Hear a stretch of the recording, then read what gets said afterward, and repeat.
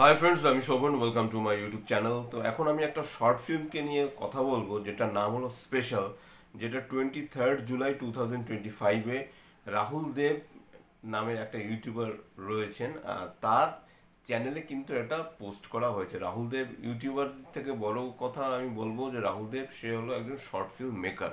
তা কেমন হলো স্পেশাল এই শর্ট ফিল্মটা? স্পেশাল শর্ট ফিল্মটা ডিউরেশনের কথা যদি বলি 9 মিনিট 36 সেকেন্ড প্লাস, এবং সেই 9 মিনিটে যে জিনিসটা দেখানো হয়েছে সেটা সত্যি কিন্তু আপনার হৃদয়ে ছুঁয়ে যেতে বাধ্য হবে। তো এখানে চ্যানেলের নামটা তো আমি বলেই দিলাম, রাহুল দেব নামে সার্চ করলে আপনারা পেয়ে যাবেন। তার চ্যানেলটা আপনারা সাবস্ক্রাইব করবেন।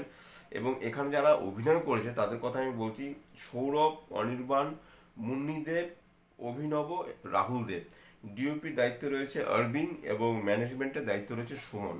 তা কেমন হলো? তো এখানে লিড কাস্টে রয়েছে রাহুল দেব। রাহুল দেবের যে ক্যারেক্টারটা, সে হলো একজন স্পেশাল চাইল্ড। চাইল্ড বললেও ভুল করা হবে, কারণ এখানে যে তার বয়সটা দেখানো হয়েছে, তার বয়সটা একটু একটু বড় দেখানো হয়েছে। সে প্রথমেই দেখানো হচ্ছে যে হয়তোবা তার ঠাকুমা ভূমিকায় এখানে খুব মোস্ট প্রবাবলি মুন্নি দেব এখানে অভিনয় করেছে, যে তার বাবা মা বাইরে গেছে এবং সেই রাহুল দেবের যে ক্যারেক্টারটা, সে কিছু একটা আঁকিবুকি কাটছে এবং তার জন্য রীতিমতো মানে ব্রেকফাস্টটা বানানো হচ্ছে। তা সে কি করতে চায়?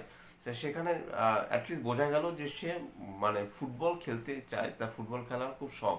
কিন্তু সে একজন স্পেশাল, যেহেতু আমরা অনেকেই এর আগে আমরা প্রতিবন্ধী বলে থাকি, কিন্তু এখন সেটাকে অন্যরকম একটা মিনিং করা হয়েছে, যে স্পেশাল বলা হচ্ছে, স্পেশাল চাইল্ড বলা হচ্ছে, বা একটু অন্যরকম, একটু আলাদা তার ব্যবহার বলুন।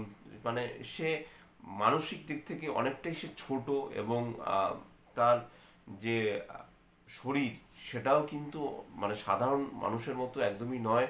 মানে অনেকটা কষ্ট করে তাকে চলতে হয়। এবং এখানে রাহুল দেব সত্যি কথা বলতে যে অভিনয়টা করেছে, একদম স্পেশাল চাইল্ড যারা যেরকম থাকে ঠিক এক্স্যাক্টলি সেরকম সে অভিনয় করছে, যার জন্য আমার কিন্তু এটা বেশ ভালো লেগেছে। তার অ্যাক্টিং নিয়ে কোনো কথা হবে না।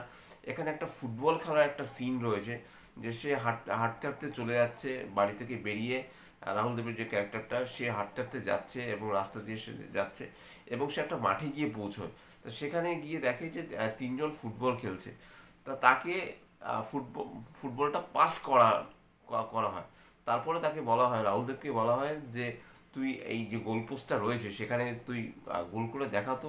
তা সে কিন্তু গোলটা করে। আমি এখানে স্পয়লার দিয়ে দিচ্ছি, কারণ এখানে তোমার একটা শর্ট ফিল্ম, সেখানে স্পয়লার দেয়া আর না দেওয়ার মধ্যে খুব একটা তফাৎ নেই। কারণ আমার মনে হয় যে এখানে একটা স্পয়লার দিয়ে দেওয়ার পরেও আমার মনে হয় অনেকে দেখবে, বা যদি দেখার চেষ্টা করে খুব ভালো হয়। কারণ রাহুল দেব সে এত ভালো অ্যাক্টিং করছে, পরবর্তীকালে যদি তার ইন্ডিপেন্ডেন্ট যে কাজ, যে শর্ট ফিল্মটা সে যে বানিয়েছে, তাকে তার কাজটাকে যদি আরও সাপোর্ট করা হয়, তার ফলে কি হবে, সে সামনে আরও ভালো কাজ করতে পারবে। তো এখানে কিন্তু সেই জিনিসটাই করা হয়েছে।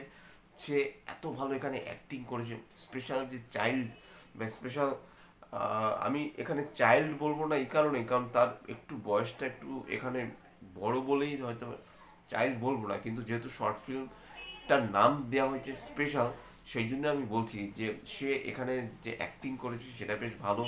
এবং মাঠে বেশ কিছু ক্যামেরার কিছু দৃশ্যায়ন রয়েছে, সেগুলোও কিন্তু আমার বেশ ভালো লেগেছে। তার সাথে যে বিজিএমটা এখানে অ্যাড অন করা হয়েছে ভালো। এবং 9 মিনিটের মধ্যে একটা শর্ট ফিল্মকে শেষ করা, একটা স্টোরিকে বানানো, সেটা কিন্তু চারটিখানি কথা নয়। সেই জিনিসটা সে করে দেখিয়েছে।